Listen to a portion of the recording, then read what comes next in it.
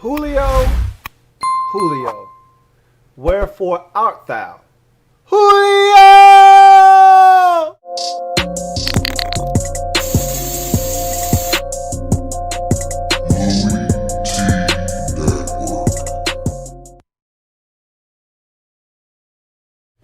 Who else could it be? Me, your man, Louie T. Welcome to the 162nd installment of the Louie T Network podcast. I, of course, am your set man, Louie T. Thank you for joining me on the program. This podcast is really going to be dominated by Julio Jones talk. We are in the dead heat of the NFL offseason. There aren't a ton of topics to discuss, and this one is the juiciest on the plate, so we are going to devour it today. As we will start the show with Julio, we will finish the show with Julio, and a bunch of other things in between. Before we get to any of that stuff, though, I have to do this because I have to do this. I'm so proud of my Memphis Grizzlies. And if you've been watching me for any amount of time, you know that I'm a Memphis Grizzlies fan. In the NBA, in the MLB, I'm an Atlanta Braves fan. And in the NFL, I am a Washington football team fan. Duke Blue Devils in college basketball, Notre Dame Fighting Irish in college football. I'm all over the map. I'm all over the place. That's what happens when you live in Virginia and you don't actually have any home teams to root for. But that's another story for another day. I can explain why I'm a fan of every single one of those teams and give you the reason why, but that's not what we're here for today. I want to talk about my Memphis Grizzlies in particular. They won two play-in games to get into the postseason, which I thought was improbable. After losing the last game of the regular season to the Golden State Warriors, which decided the 8th seed, which made it a lot easier because you wanted the 8th seed. The reason it was of any importance is because it essentially gave you a play two to win one situation. Okay, you could play two games. If you lost the first one, you'd play another one, and you still had a chance to get in the postseason. Whereas if you didn't get that 8th seed and you had to get the 9, which we ultimately ended up with, then you find yourself in you win or you go home situation. You could beat the Spurs in the first play-in game, which we did, but then lose to the Warriors the second play-in game, and you'd be out anyway. So I felt like the experience of the bubble last year in the play-in game really benefited us in 2021. And those boys were ready because of what they went through last year. And they were mentally tough enough to get through it this year because we were up 7 on Portland. If you remember last year in the bubble, we had those boys dead to rights with about 3 minutes left in the game, maybe even 2 minutes. There's some change. We were up 7 and we blew it. And we were up against the Spurs. We tried to blow that. We were up against Golden State. We did blow that, but we went to overtime. And I thought once they got us to overtime, they were going to beat us. I thought that honestly, Draymond Green had a wide open shot at the end of the fourth quarter, at the end of regulation. And that was a terrible floater, whatever the hell that was. I appreciate it greatly. But nonetheless, I didn't think we were going to be able to overcome the momentum they had built, getting the game back to being tied and then sending it to overtime. But Grayson Allen was massive. A bunch of big shots by a lot of our guys off the bench, including Xavier Tillman. And Ja Morant did Ja Morant things. I'm not surprised. I'm not shocked because this is what I've watched this man do over the first 2 years of his NBA career. So we get in. And then we go to Utah. And granted, I understand there was no Donovan Mitchell. I don't care. That's not my problem. They were the number 1 seed in the NBA, best record in all of the league. And, best player not playing. I get it. Still knocked those boys off.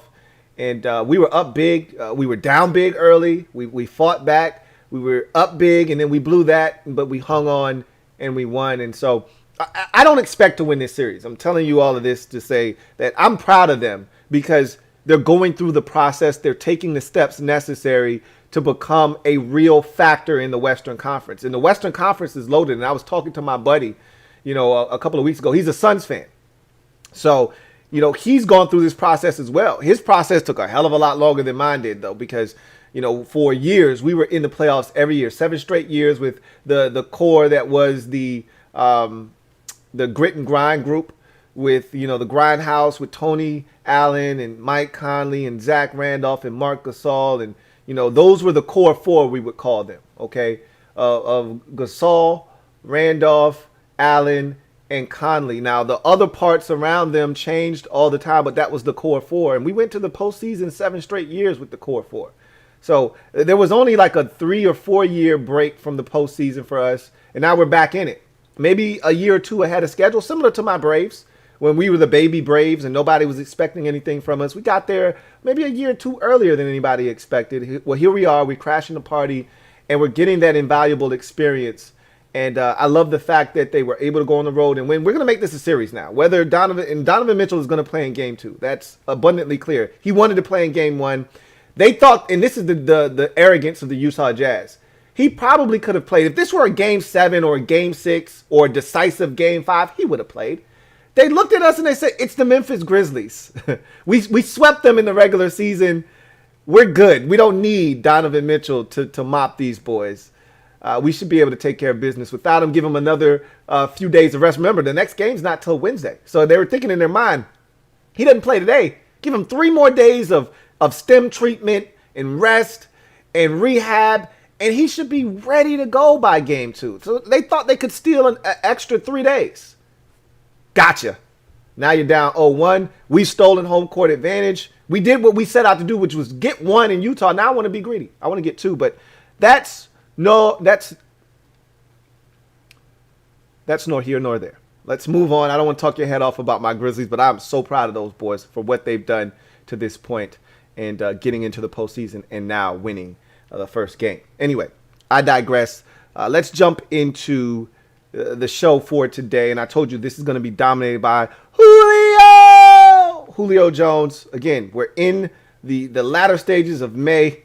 If you want to talk about OTAs, be my guest. We'll do a little bit of that a little bit later on in the show, but there's not a lot to talk about. So it's Julio to start, Julio to finish, and a bunch of other topics in between. So let's get that Julio sandwich started by, let me drop a gem on your melon.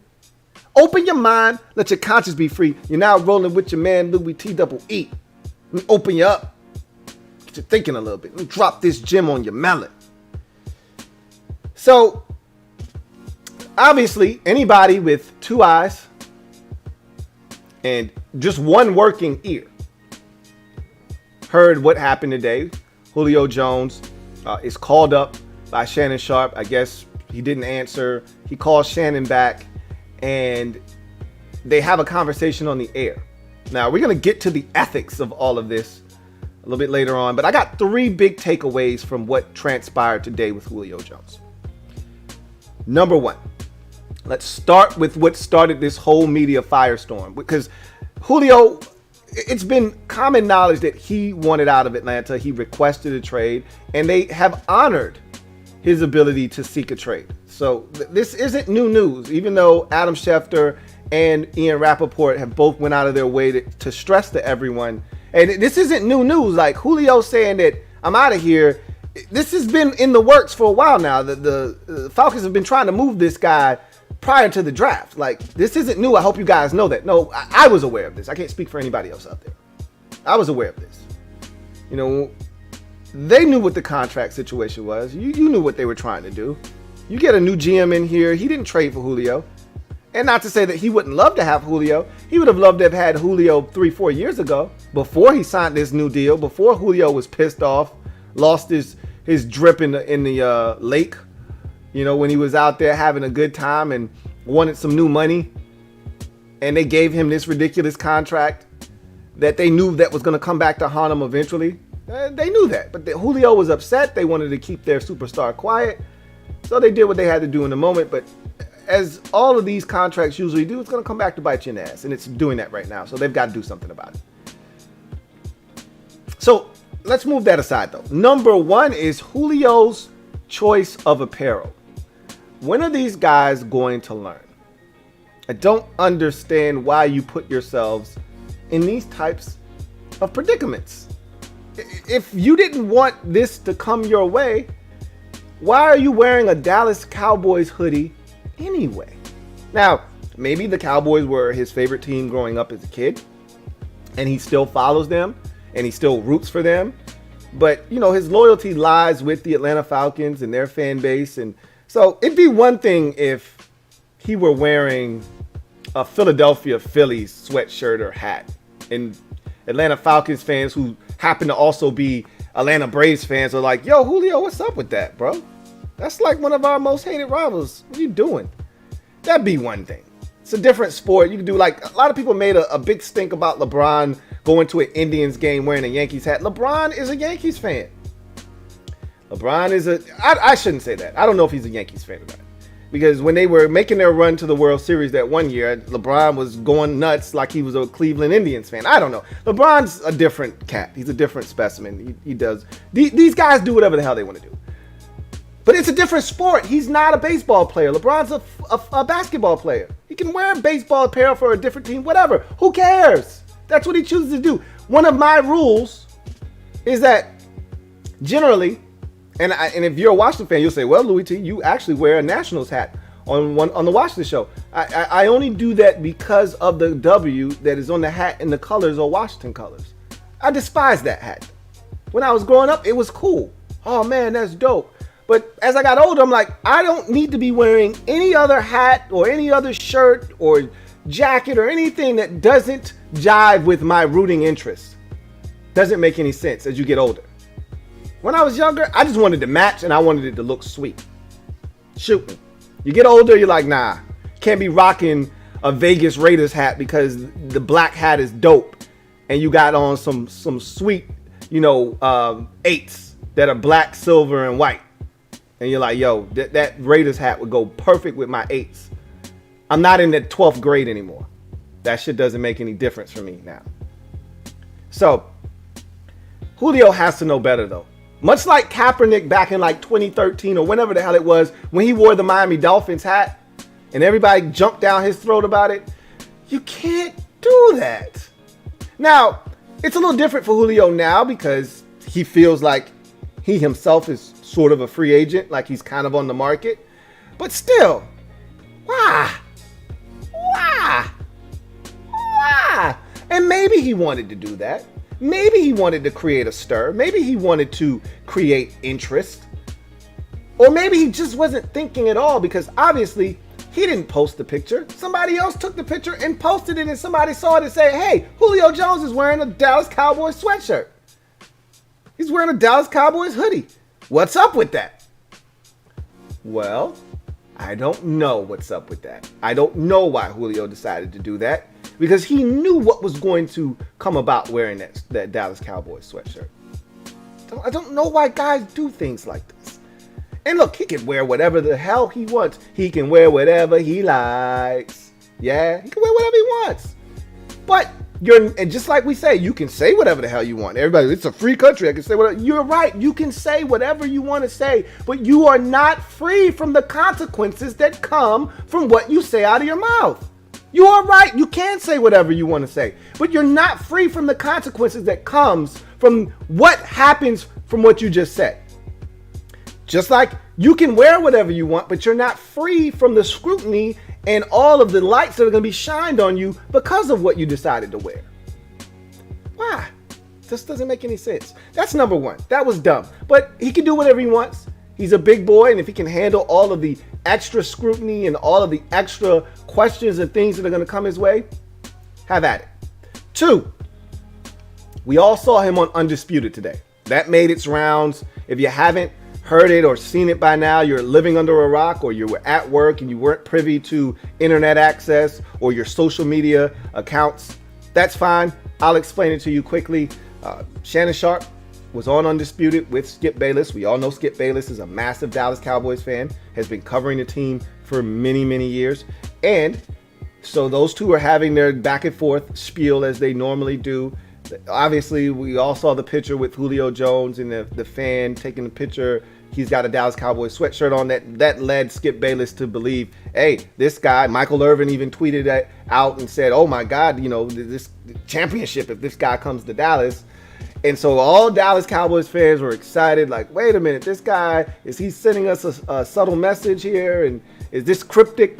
Whatever, and that's what we do on socials now, is that everything's got to have some hitting meaning to it. He can't just be out purchasing some Nike gear or going to some shoot and walking away with Nike gear because he had a Nike bag in his hand. He can't just be going to the store real quick and just happen to throw the nearest sweatshirt on. It happened to be a Cowboys sweatshirt on. He can't be doing that. No. Obviously, he's doing this for a purpose. That's what everybody thinks. So it makes its rounds. Shannon Sharp's like, we got to clear this up because I know good and well my guy, Julio Jones, isn't going to Dallas. He's just not doing it. He doesn't want to go to Dallas. They're losers. And of course, Skip Bayless says, well, why is he wearing a sweatshirt then? So to clear it up, Shannon's like, I'm going to get him on the phone. He calls him. He doesn't pick up.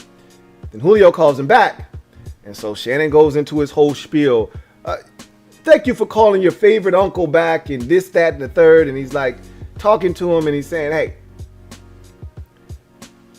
are you going back to the Falcons or what? And Julio's like, nah, man, I'm out of there. I'm out of there. Done. So that was the first big takeaway. I'm out of there. Was the first big quote. Then the next thing, before Shannon could even finish saying, because he was ready to get to the next thing about Dallas, and like, you don't want to go to Dallas though, do you? He's like, I want to win. I want to win. And so the first thing that he said about Dallas, and then the next thing Julio says is, I want to win. And Shannon said, well, they're not winners. They're losers. You're not going to win anything there. And he's like, look, man, you already know I know what's good. Like, not really trying to do that. And so it skips in the background saying, well, ask him about the shirt. Ask him about the shirt. Like a little kid, like a little ass kid in the background. Ask him about the shirt. Like, ask mom, can you buy us some ice cream? Ask her, can she buy us some ice cream? Ask him about the shirt. Ask him about the shirt. So Shannon's like, so everybody wants to make a big deal. He said, yeah, and before he could even ask him, he's like, yeah, everybody want to talk about the shirt or whatever I had on and all that stuff. Look, Daddy, I don't even care nothing about that. I'm not going to Dallas. That didn't even cross my mind. Now, I don't know if I really believe that last portion about not going to Dallas. And that, I don't think Dallas isn't in a position to do anything.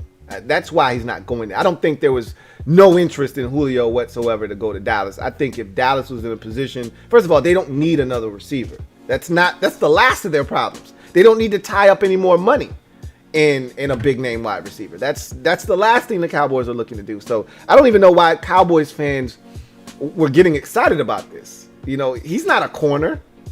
He's not an edge rusher. He's not one of these guys that they should be getting excited about. You need help on defense. Your offense isn't broken. Why are you trying to fix something that's not broken?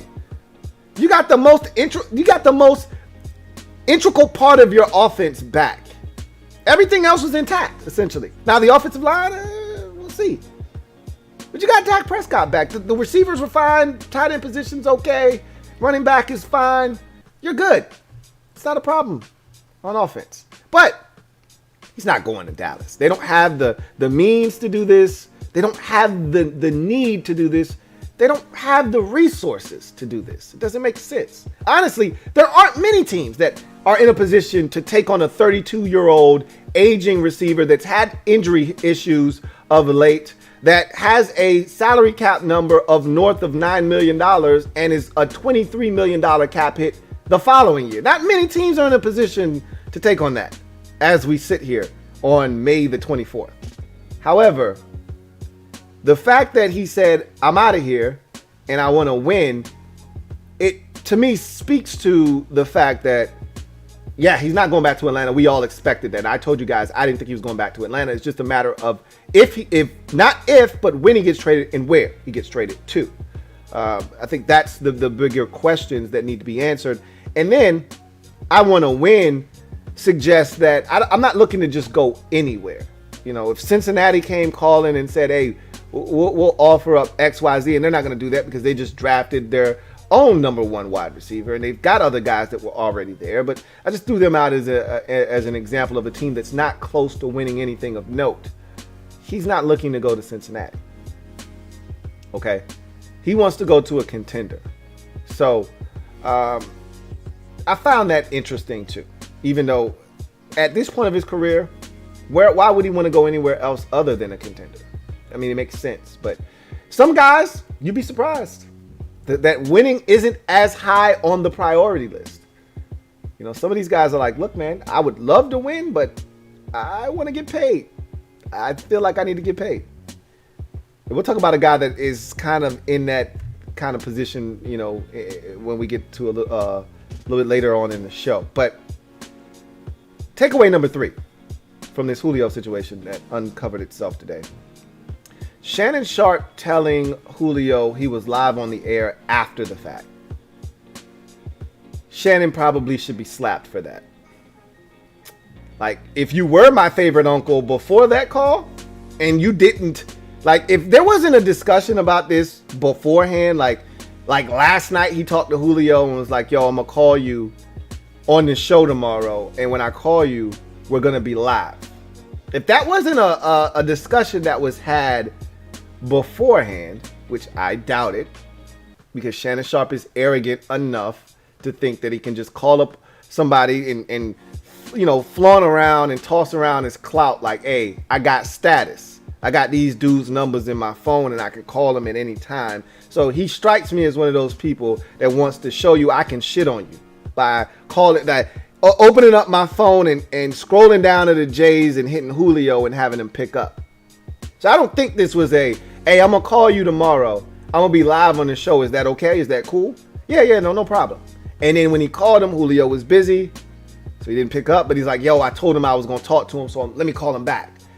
I don't think that's what that was. I think that was Shannon off the cuff, essentially calling Julio rogue, not telling him, hey, oh, by the way, you're on national television before he starts the conversation, so that if Julio wanted to be a little bit more measured in the way because he was talking to him, you could tell he was talking to him like, this is a regular conversation off the air, just me and you having a conversation. That wasn't a buttoned up Julio Jones, let me be as politically correct and say the right things. This was, hey, I'm just talking to Shannon Sharpe or Uncle Shannon. That's what that sounded like. And he never gave him the indication that, hey, bruh, you just happen to be on TV in front of millions right now. So just in case you didn't know, you might want to watch what you say. Shannon wasn't looking for that. He was looking for good television. That's bullshit. And if I am someone else watching, if I'm a player and Shannon Sharpe calls my phone and he has my number and he calls me, I'm not picking the bitch up now. I'm going to text him first. Like, I'm not picking that up. I'm going to send him a text message that says, hey, bro, what's good? You're not going to get me like that. Now, look, he didn't say anything flagrant other than if you want to perceive it this way, which I'm a Washington fan, so you're damn right I want to perceive it this way. But I didn't, even if I were a Cowboys fan, I wouldn't be butthurt over what he said. But he kind of insinuated, hey, yeah, they some losers. I don't want to play for them. I don't see me winning a damn thing with the Cowboys. But at the end of the day, he didn't say anything flagrant or out of pocket. But Shannon was out of pocket for not giving him the ability to make a decision to whether he wanted to do that, talk on national television or not. As far as I'm concerned, you can lose my number after that. Now, again, he might not see it as anything serious because he didn't say anything crazy. But I'm pretty sure he didn't want to say, yeah, nah, I don't want to go to Dallas. Nah, I'm not trying to go there. I already know what it is. They ain't all that. They ain't no winners for real. I'm pretty sure he didn't want to say that on national television. And I'm pretty sure he was like, yeah, I'm out of there. Like, I'm pretty sure the Falcons would have really appreciated if he didn't say, yeah, no, I'm out of there. I'm pretty sure they was like, yeah, Julio, it does both of us a lot of good if you just keep your mouth shut and let us work over here. Instead of putting us up against a wall to now where teams are like, he definitely ain't going back to Atlanta, which we all could have insinuated, but it's one thing to insinuate and draw inferences and try to connect dots when you don't actually know and you're trying to guess versus having someone speak up and say, no, I'm not going back there. They're going to trade me. Now you put the Falcons organization, their backs up against the wall because other teams know they can smell desperation, but now they actually know you're desperate. You can smell it too, but now they know, oh, these boys desperate. He's not going back there. So Shannon Sharpe, you ain't shit for that. Just so you know, you ain't worth a damn for that. Let me just say this. Have you ever had a friend call you on three-way? You didn't know you were on three-way, and y'all are talking about another friend. The other friend is listening. He's eavesdropping. Unbeknownst to you, you thinking you're having a one-on-one conversation with your friend, and all the while the person that you talking cold hard cash about is sitting right on the phone listening to every single word coming out of your mouth. That's essentially what Shannon Sharpe just did. That's what he committed today.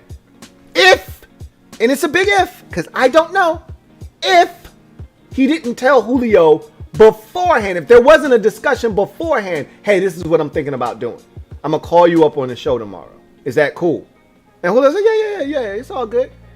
Then everything I've said for number 3, I retract that right now. And I know there is a possibility that actually took place. Highly unlikely, though. Highly unlikely if you ask me, but I don't know. I can't confirm nor deny that conversation that I just referenced never took place. Because maybe it did. But if it didn't, shame on Shannon Sharpe. Anyway, I digress. That's going to be an interesting scenario to continue to follow because he is getting traded. It's not a matter of if, as I've mentioned, it's a matter of when he's traded and to whom and for what. For what? Falcons have, there was a report today that came out that said the Falcons are looking for a first round pick. And I don't think, and remember, I said this, I want to say it was last week. I said, I don't know what the compensation is going to be because it's a hard sell to get someone to give up a first round pick for an aging veteran receiver. I get it. First ballot Hall of Famer, multiple time all pro in this league. Yeah, he's all of that. He's still, I think, when healthy, still one of the best, if not the best wide receiver in all of football, even at 32. That said, he is 32. He did miss 6 games or so last year. He has had a track record of missing games over the last few years. There is a lot of money involved and tied to him contractually. There's a lot that goes into this. It's not just cut and dry. Hey, let's just go get Julio Jones. There's a lot to consider here.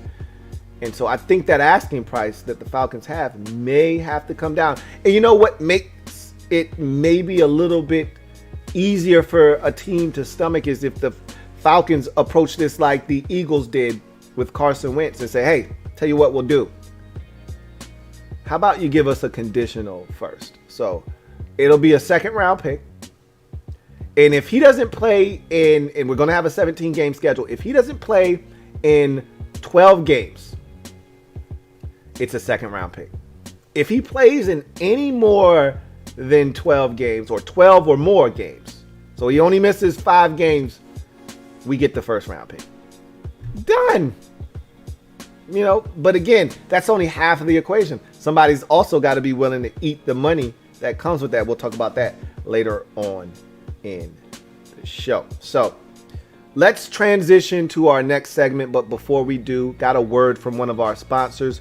We'll take this quick break, hit one of these ad reads, and then we'll come right back and jump into, in case you missed it, you are dialed in to the Louie T Network, episode 162. I'll see you on the other side.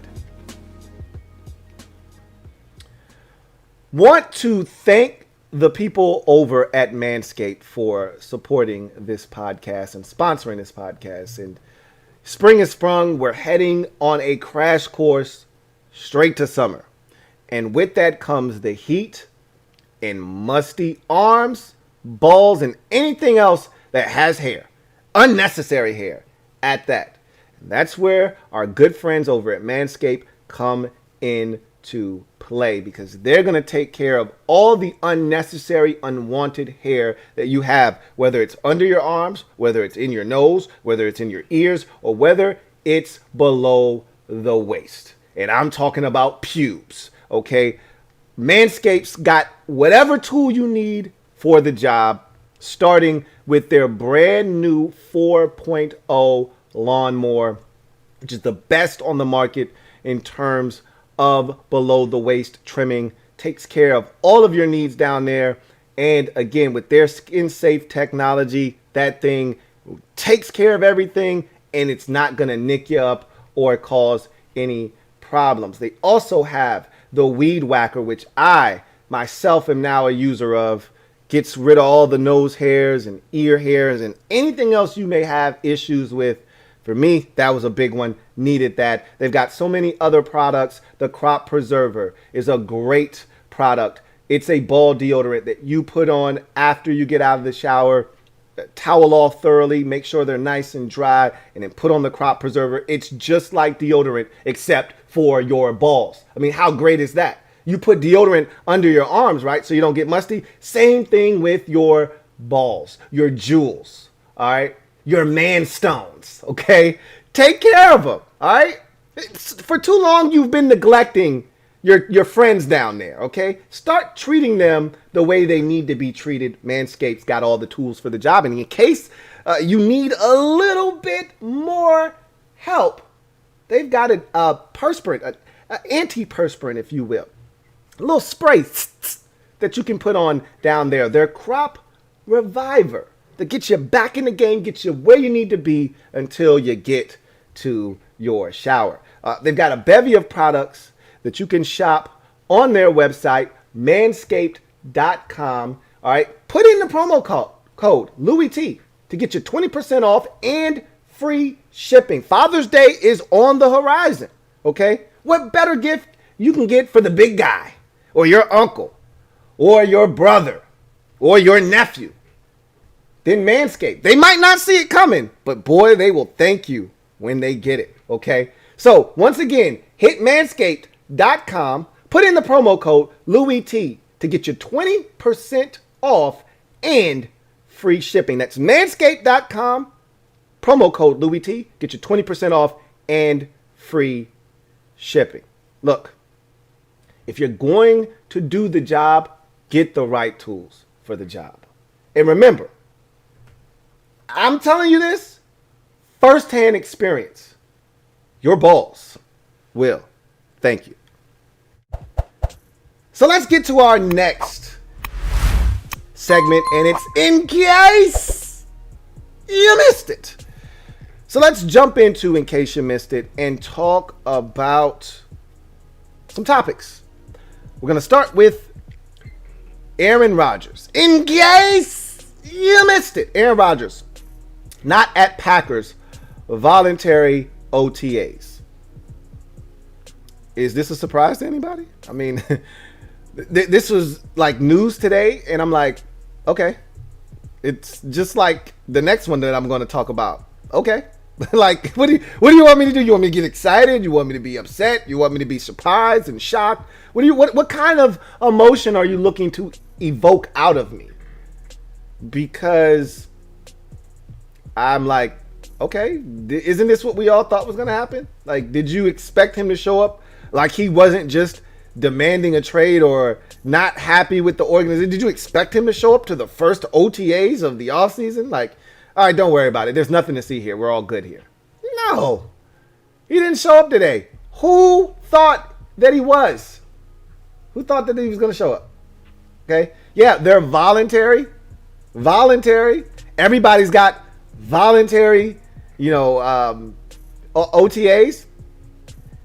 If it's voluntary, which means you don't have to show up, then why are we having a discussion? Most of these veterans don't want to be there.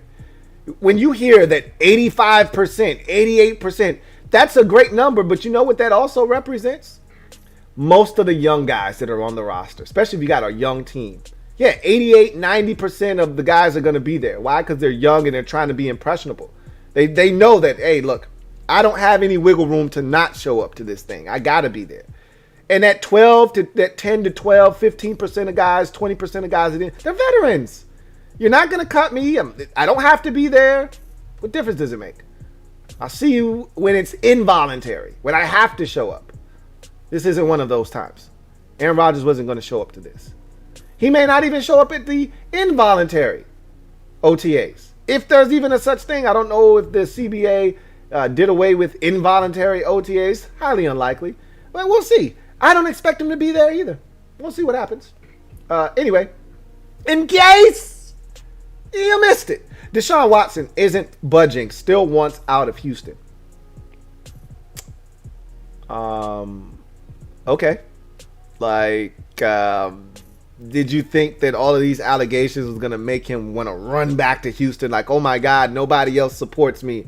You're the only club in the league that gets me, that loves me. Everybody else turned their back. That's not what's happening here. Okay. He's like, F y'all. Look, I'm a conspiracy theorist. I don't know if Deshaun Watson is. I don't know if his camp is. I don't know if, all of you out there are. I am. In the back of my mind, I still find it hard to believe that all of this is coincidental. Sorry, not sorry.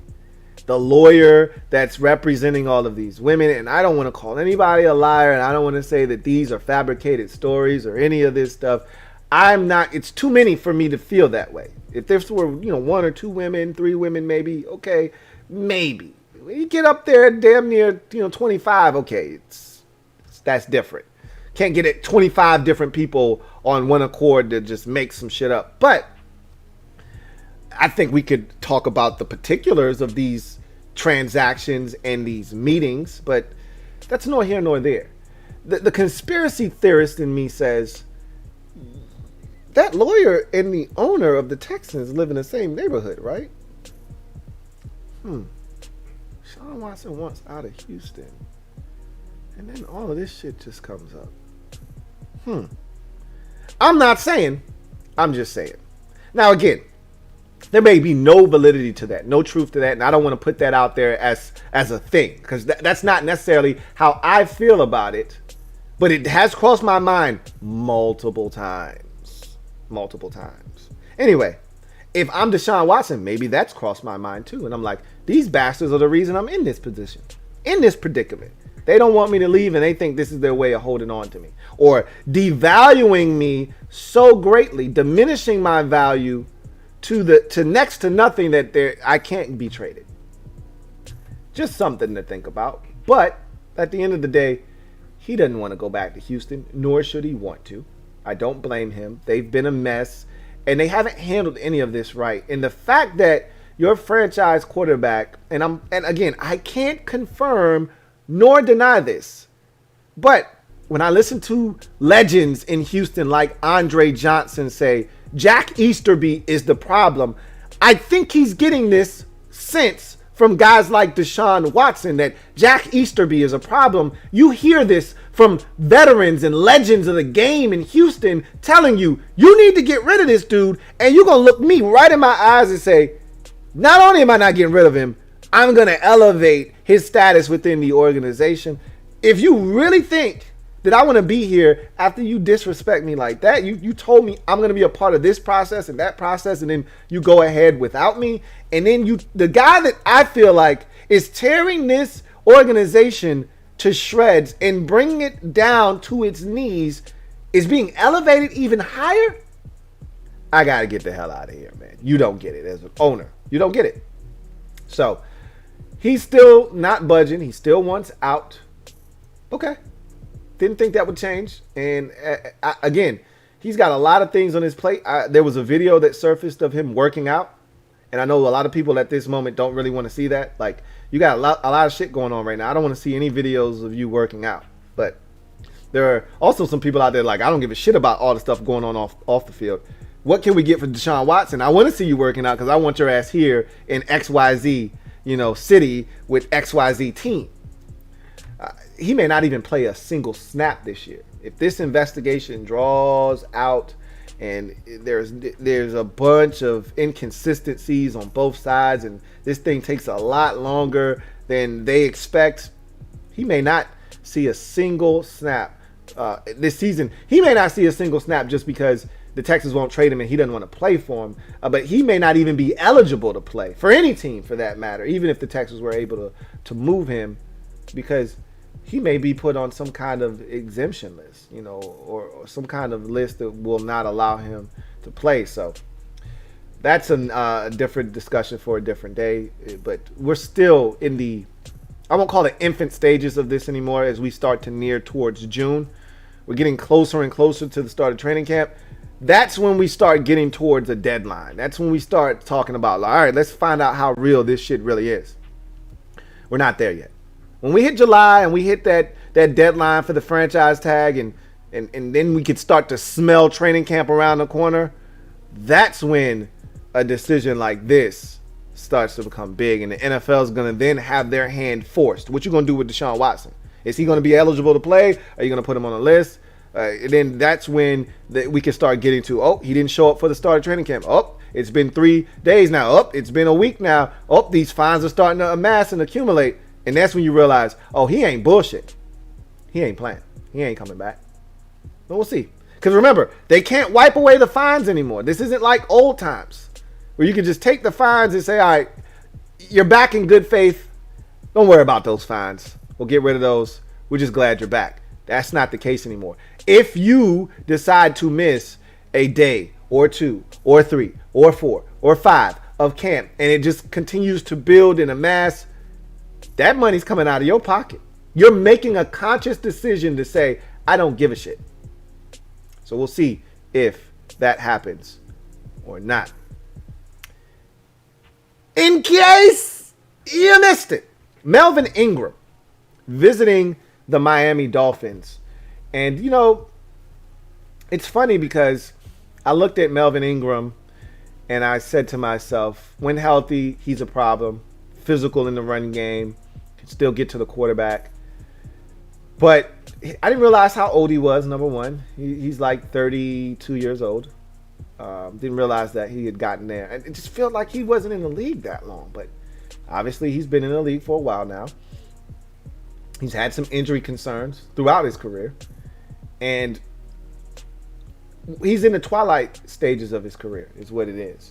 But I view him as a Justin Houston type. Like, remember, Justin Houston had injury concerns at the end of his run in Kansas City. They let him move on to Indianapolis. He stays healthy, and he puts up double-digit sacks that first year in Indy. And you're like, whoa. Ingram could do that. Just needs a great place to land, and he needs to stay healthy.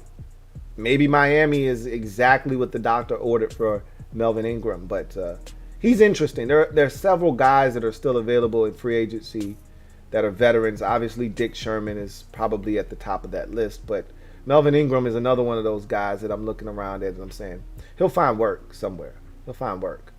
So, maybe Todd Gurley, but you know, once you get up there in running back years, man, it gets a lot harder when all these young boys are coming into the league with fresh legs.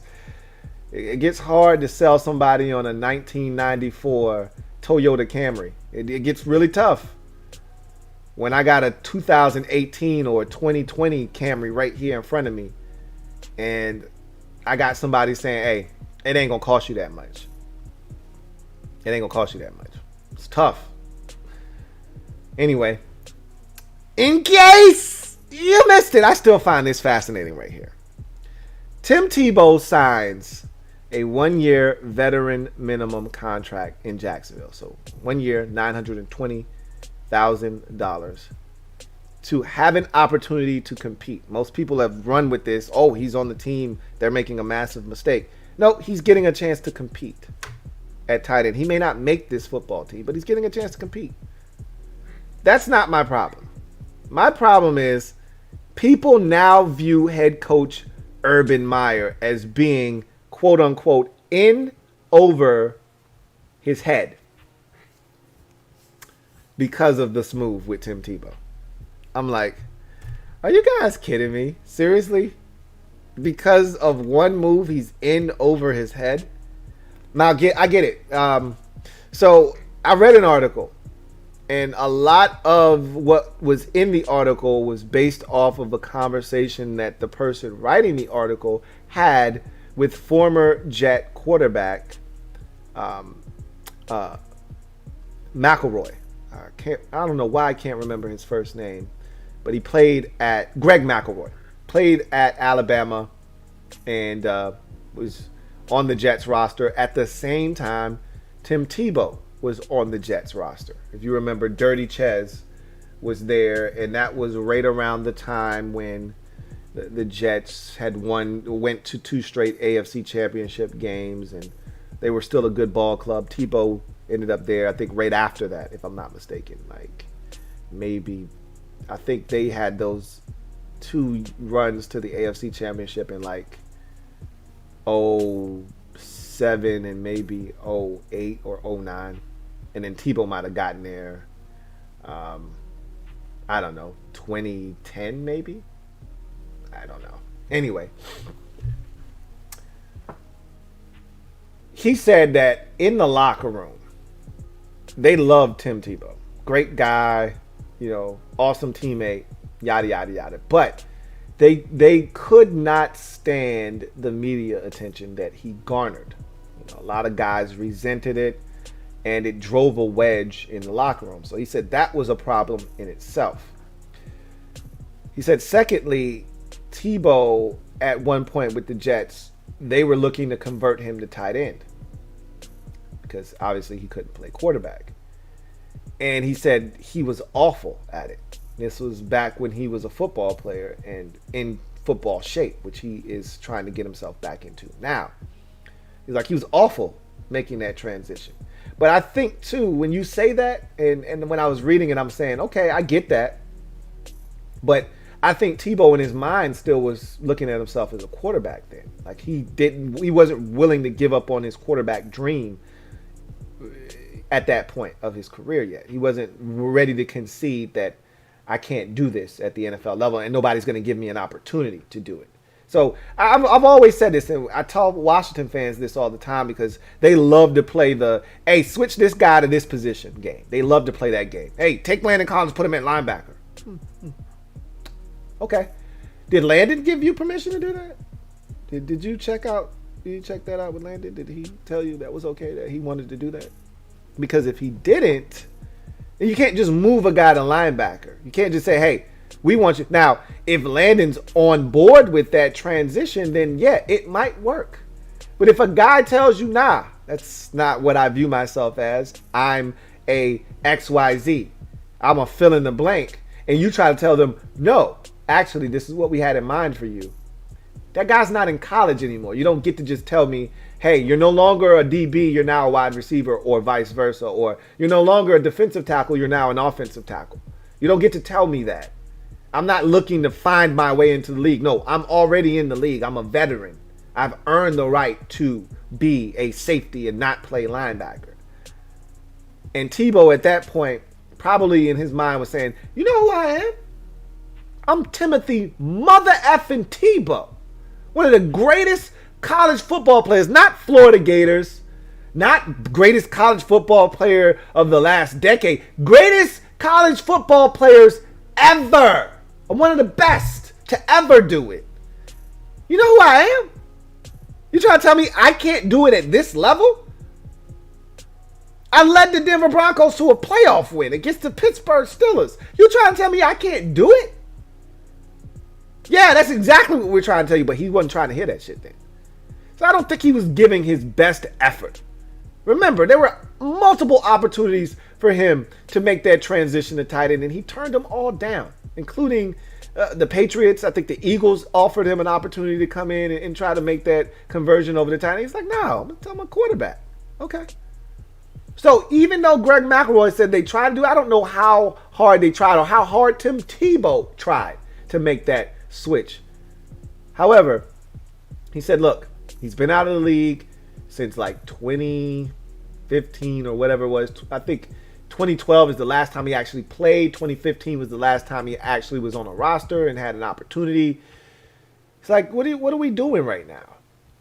And I'm like, the man wants to play football. He wants to have a chance. And the guy that coached him in college is giving him an opportunity. Who gives a shit? He may not even make the team. Why are we talking about this like this? Why is it a big deal?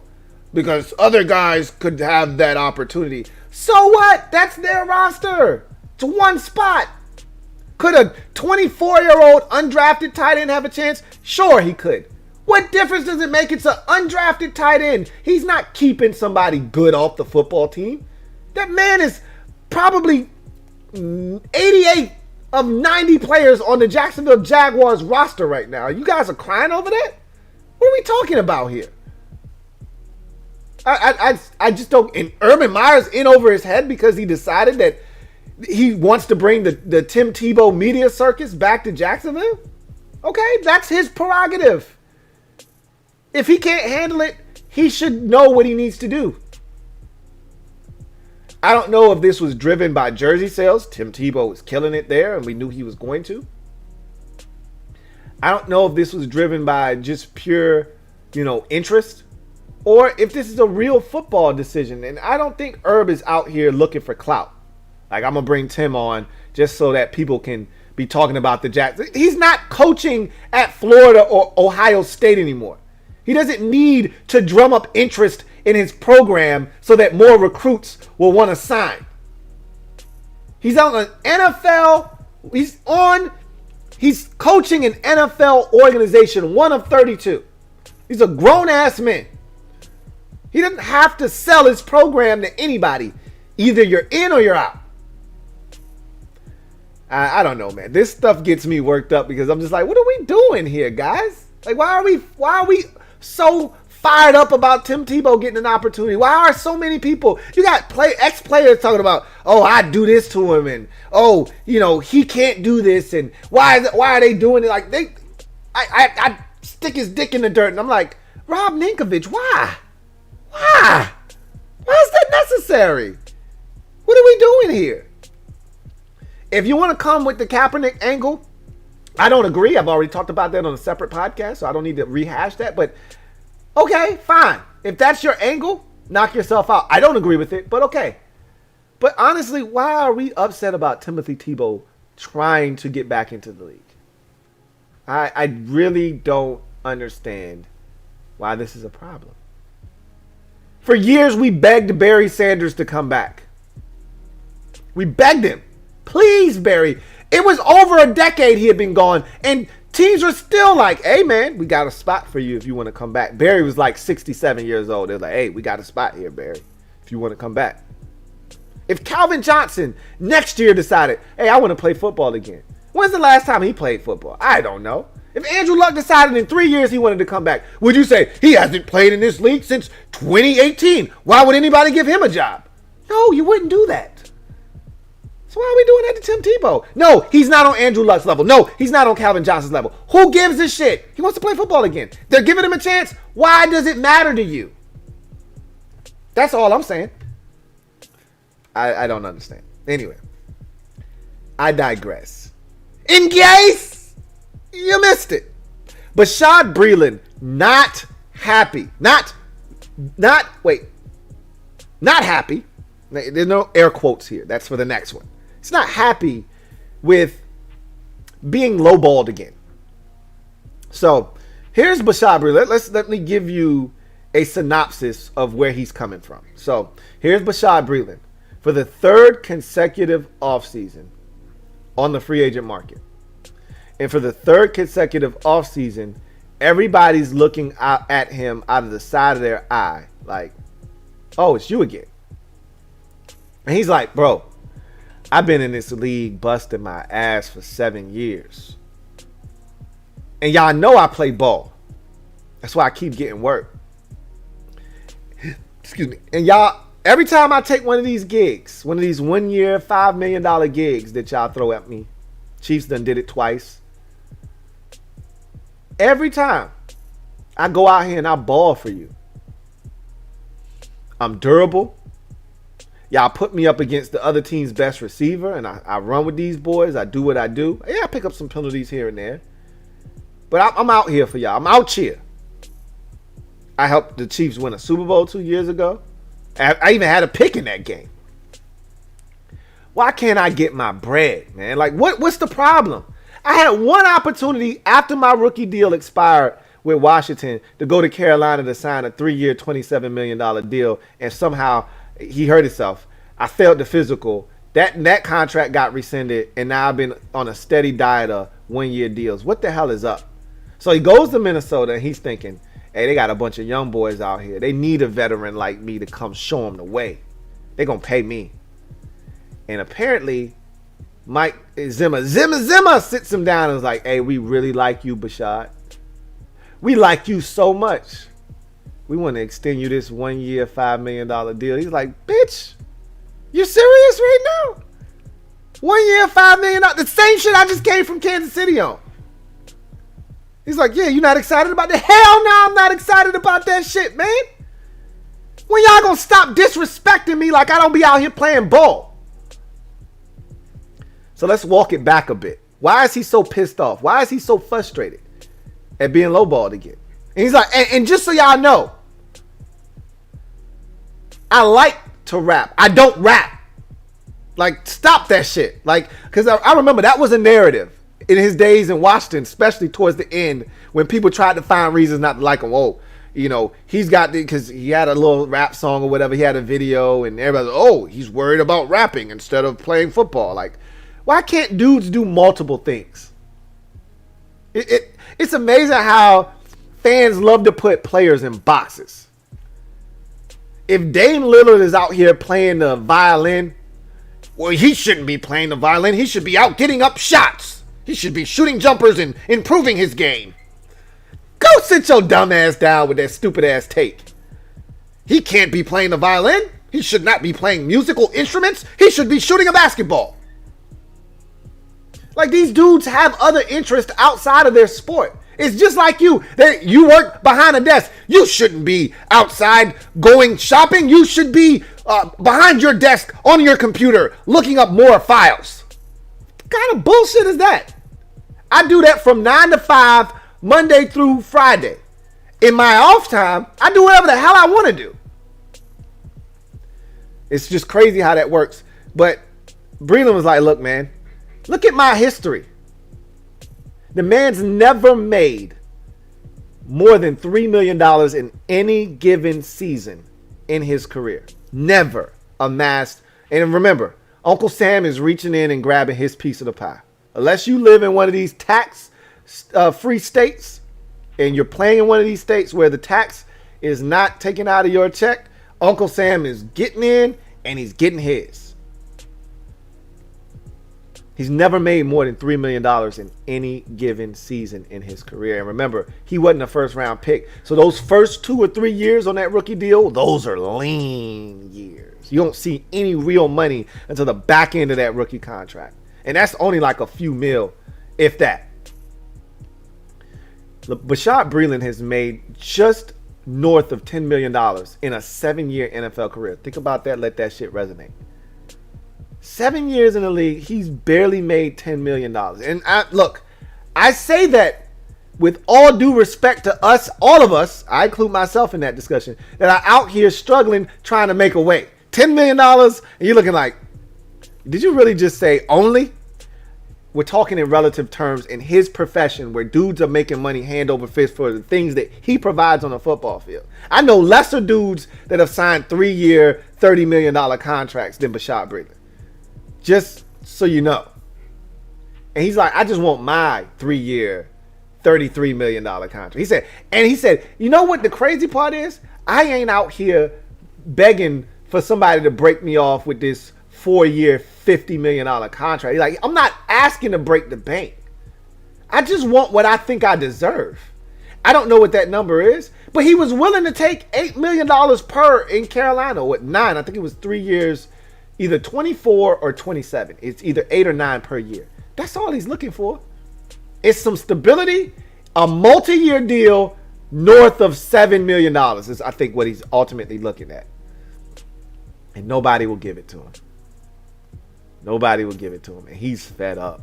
He is pissed. And he went on a little rant and a diatribe, and I read it all. And I'm like, hey, I'm not mad at him. I get it. But some of this is your fault, Bashaud. I gotta be real with you. I gotta keep it a buck and some change. We're gonna keep it funky here on the Louie T Network podcast. You hurt your damn foot doing some bullshit. I don't know what you did, but you hurt your foot.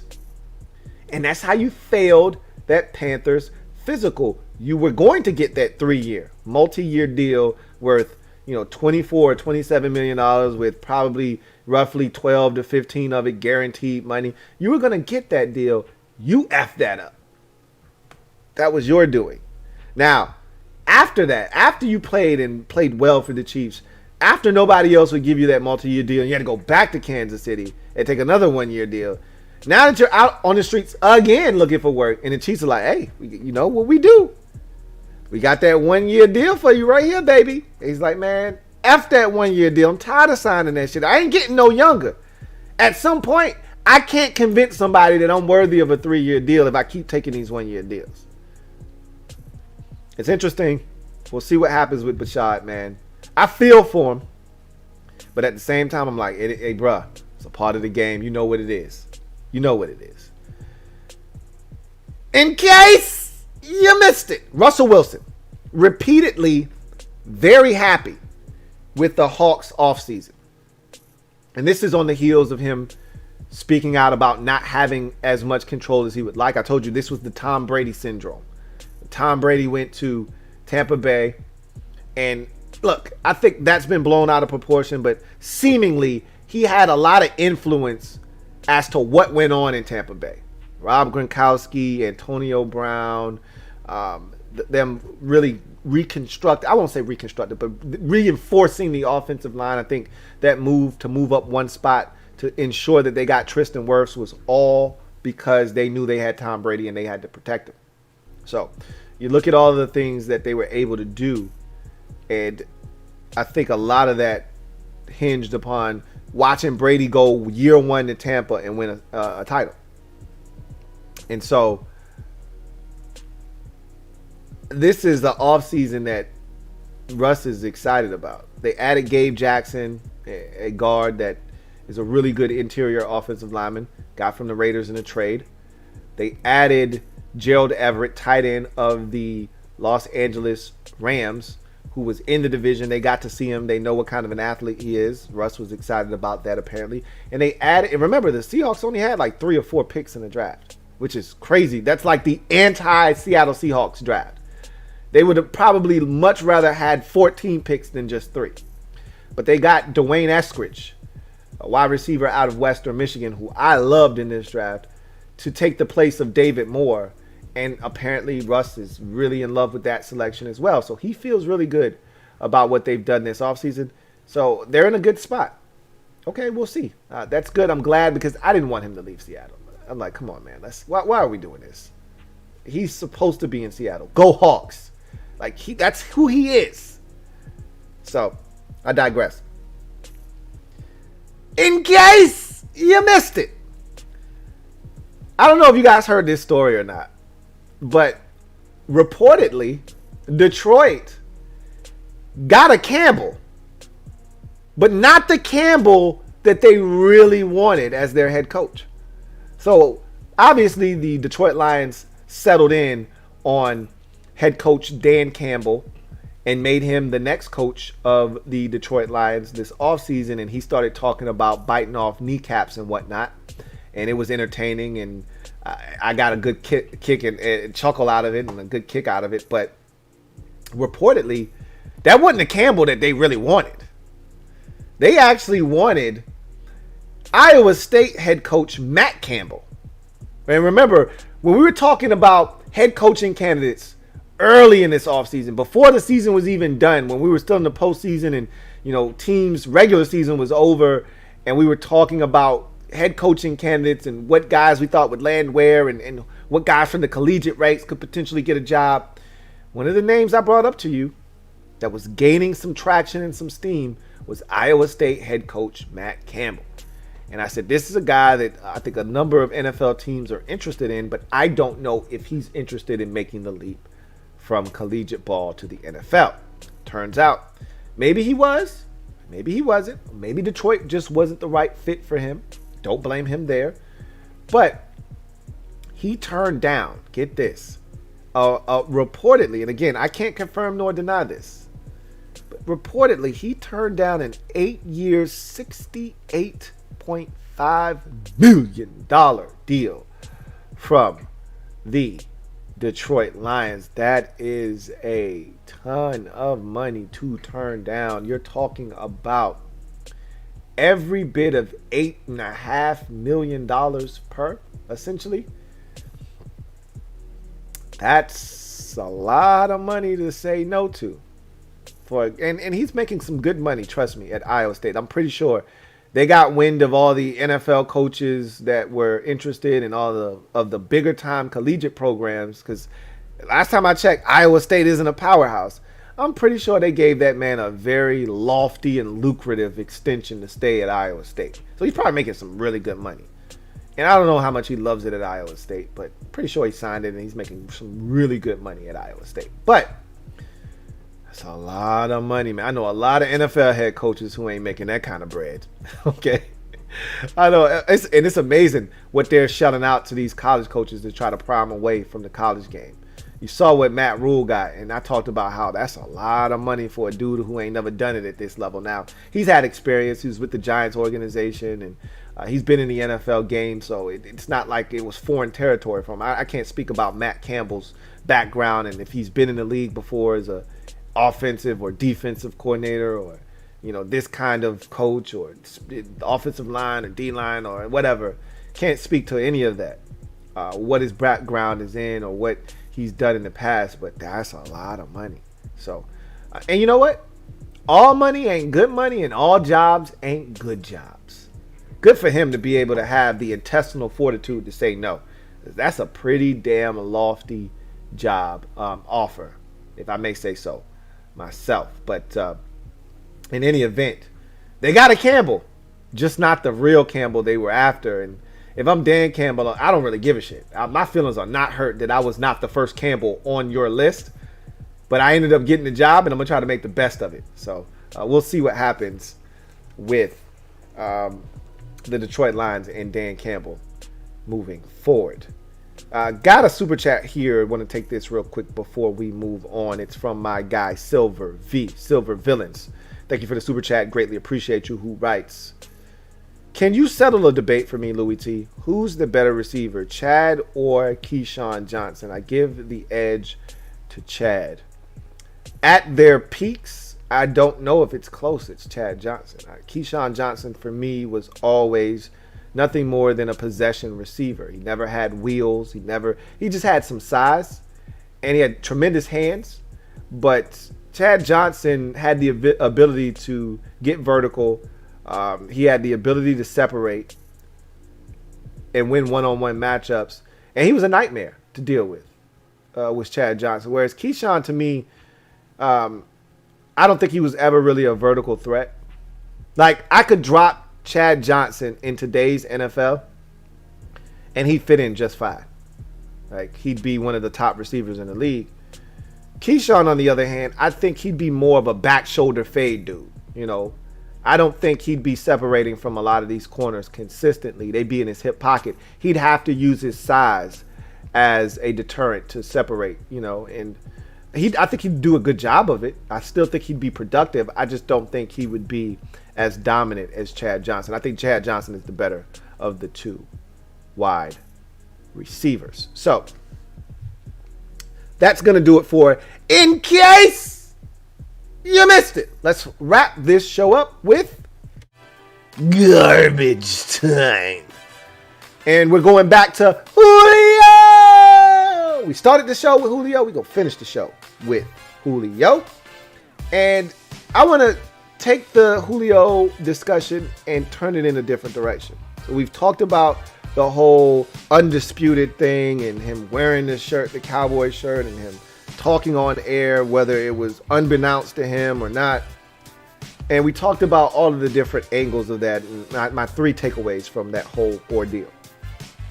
Now I want to talk about landing destinations for Julio, because we do this every single time with players. I think one of the things we get wrong a lot of times are the compensation for a player.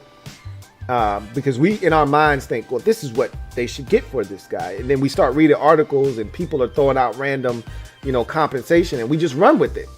And that's what we think. And then when we see that, oh, they only got a 4th round pick, you're like, a 4th round pick? Thought they was going to have to give up a 1st or a 2nd. You're like, shit, why we ain't do that? Because you're thinking in your mind, oh, yeah, they got to give up a 1st and a 5th and a 7th. And you're like, nah, I ain't trying to do all of that. And then they ultimately only give up a 2nd and a 5th. And you're like, that's all I needed to do to get Sam Darnold? I would have did that shit. So we never really get the compensation on this stuff right. But And I don't know what the compensation for Julio is. I don't think it's going to be a first round pick, which is ultimately what the Falcons are after. I don't think that's what they're going to get. And so we could talk about compensation another time. I want to talk about landing destinations and where he may ultimately land. And so I was reading a tweet. This is from either Dave Richard or Dave Richard on Twitter. I don't know which is which. So we'll just Dave Richard or Dave Richard. Maybe I should know him. He's got a white check. He's verified, but I don't know him. But I saw this. I ran across this on my timeline, and I thought it was an interesting tweet, so I'm going to read it to you. He says, Julio says he wants to win.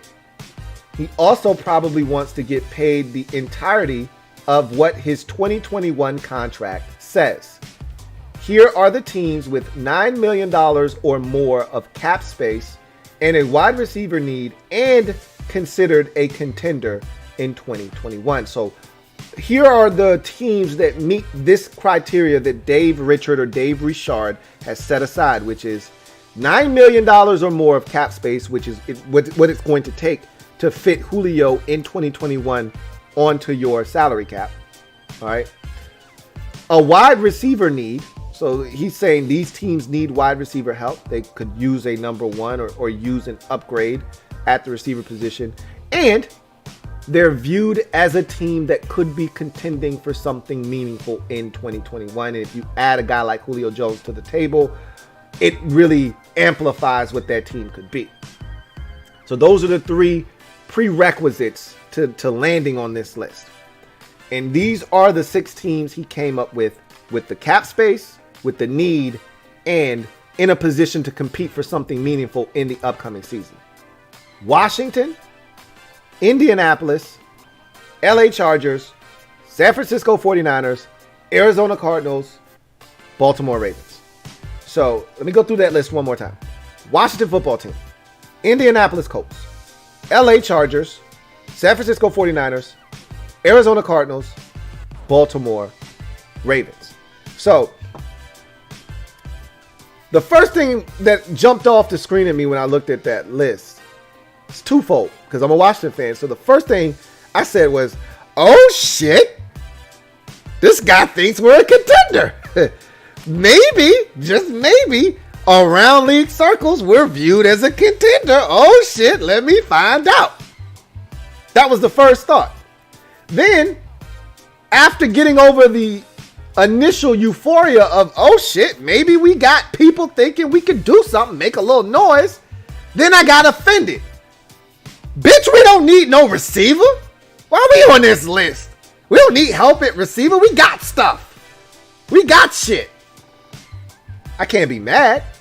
But our receiving core, to me, is good where it's at. I don't think we need Julio Jones. I don't even think he's being discussed in Washington. But for all intents and purposes, for Dave's list, I guess we do fit that criteria because honestly, we don't know what De'Ami Brown is going to do. And the Titans would tell you, man, Adam Humphries ain't about shit. Okay, I get it. So really, it's just Terry and it's Curtis Samuel. And Curtis Samuel right now hasn't went over a G in his career. So you got one guy in Terry McLaurin and then Curtis Samuel, and then really what else do you have? Okay, I get it. So those were my emotions when I first saw Washington on this list. But then I say Indianapolis makes a ton of sense. I still don't think they have a true number one on their team. They got a bunch of really quality receivers that would fit in a great supporting cast role, but no stars. None of those guys are stars. They're all supporting role actors out there. Pittman, T.Y. Hilton is no longer a star. He used to be an A-lister. He's now a C-lister. And that's cool. He can still help. He ain't that dude no more. So I'm looking around. I'm saying, hey, they could use one of these. LA Chargers. I'm looking at their team and I just say they lack depth. But they got stuff. They got Williams over here. They got KA13 on the other side. Like, they got premier dudes. That's a nice little 1-2 tandem right there. It's just everything thereafter, you're looking at it like, Guyton? Like, and I like Jalen Guyton. Don't get me wrong. The brother can run. He can flat out fly. But I'm like, who are all the rest of these dudes? You trying to convince me that KJ Hill is legit? Guyton? What we doing right now? That's the best we can do for Justin Herbert? Now, they drafted the kid from Tennessee this year. Again, I don't know. So, we'll see. LA makes a ton of sense. I just don't see them making the move. Now, if that price comes down a bit, Tom Telesco, I don't know. Maybe, maybe not. I doubt it. San Francisco, I'll talk about that a little bit more here in a second. Arizona, same thing. I'll talk about that a little bit here in a second. In Baltimore, that's the place that I think makes the most sense for him. Now, I've got two other teams that I'm going to throw into this mix here in a second. But to me, the team that makes the most sense, the team that could truly use a difference maker like that, and not to shit on Hollywood Brown, because I love Hollywood Brown. I think he's outstanding. But I think they could use a Julio Jones in Baltimore. I think Hollywood Brown is a low-end one. You put him as a 2 and he goes straight to the top of the list as the number 2s in the league. Straight to the top of the list. That's the kind of talent I believe he has. So you get a Julio in Baltimore, and now they got a legitimate number 1 threat. And you got Hollywood, you got Miles Boykin, and you got Devin Duvernay, and you got all these talented other guys that you can just slot in as 4th and 5th and, options and things of that nature. Baltimore would be the spot. You want to win, and you want to have a chance to play with a dynamic quarterback. Baltimore would be it. There's 2 more teams that I want to add into this discussion before we circle back and touch some of these NFC teams. New England and Tennessee. So, New England is interesting because they went apeshit in free agency. And they're talking about how they've really upgraded their football team and they've got all these weapons. But I looked at their receivers that they went out and got, and I'm like, ain't none of those boys number 1s. Hey, I like what Nelson Aguilar did in Vegas last year. Thought it was phenomenal. He's still a number 2 at best. Might even be more of a 3rd option, but he showed me something last year where, hey, I can do number 2. They signed the kid from San Francisco, Kendrick Bourne. Come on, man. Come on, man. Come on, buddy. Come on, buddy. Kendrick Bourne is no more than a 3rd option at best. He's probably more of a 4th option, honestly. If we keeping it a buck and some change with one another. But I take him as a 3. I cut him some slack. Could be a 3rd option for somebody. Probably more of a 4th. And then you look at all the stuff that they already had on the roster, all the other guys that they added. They added a bunch of tight ends and all that good jazz. They don't have a true number 1 at receiver. So Julio makes a ton of sense in New England. Now, the real question is, do you have the bread to do it? Because I don't know if you do after you went apeshit in free agency. That's the real question for the Patriots. Do you have the money? Don't think they do. That's why they're probably not on this list. Or maybe he didn't think that they were ready to compete. Or maybe he didn't think that they had a need at receiver because of all the moves made in free agency. I think it's probably more so money or contending. That's why they're not on this list. And then the Titans. I know why they're not on this list. They don't have the money. They're not in a situation cap-wise to fit his contract under the cap. Now, they can make some moves. They could be wheeling and dealing like Kevin Nealon over here, and they could get to a position where they could fit Julio under the cap. And a lot of people are playing the connect the dots game. We like to do that, and I'm guilty of it. I love to do it.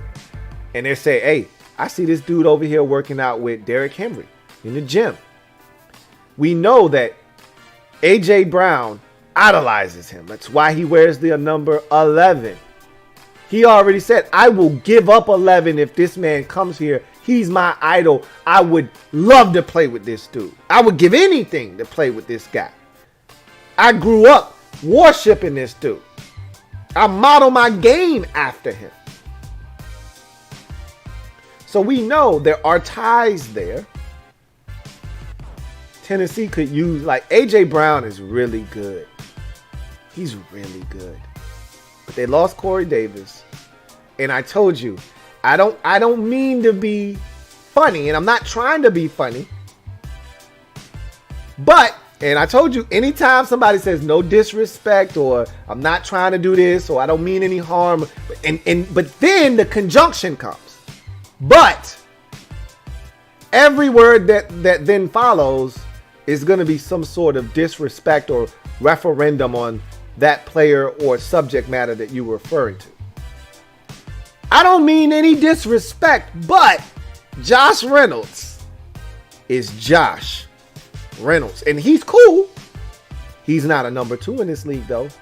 Third option at best. And that may be being generous. Maybe being generous.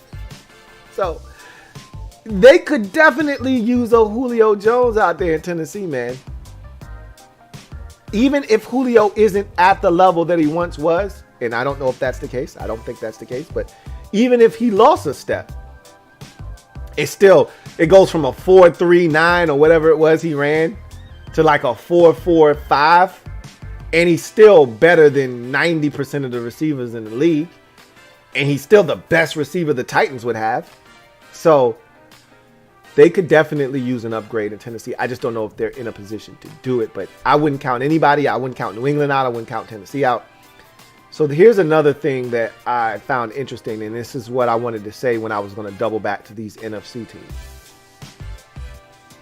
Ian Rappaport and Adam Schefter, to a lesser degree, said, hey, the Falcons really want to trade this dude to an AFC team. Like, we really don't want to see him in our conference. We don't have to.